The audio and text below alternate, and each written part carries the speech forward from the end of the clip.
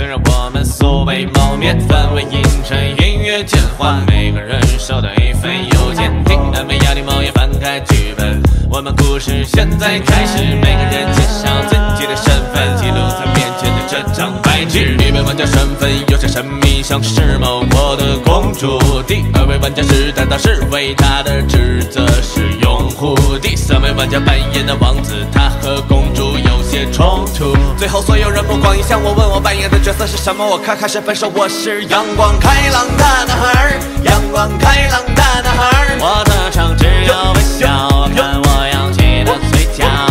阳光开朗的男孩，阳光开朗的男孩。我只是路过碰巧，被卷入这场纷扰。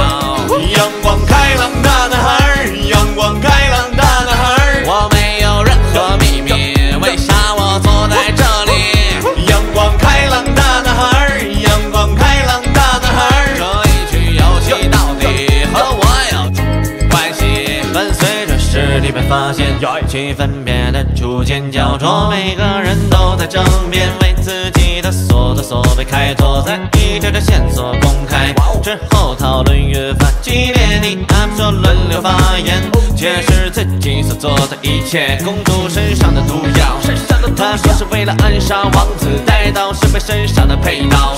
金甲上也没有清晰的样子，王子准备的绳索与暗器，但他没开始动手。最后所有人目光一向我，问我案发前后做了什么？我开线索说我是阳光开朗的男孩，阳光开朗的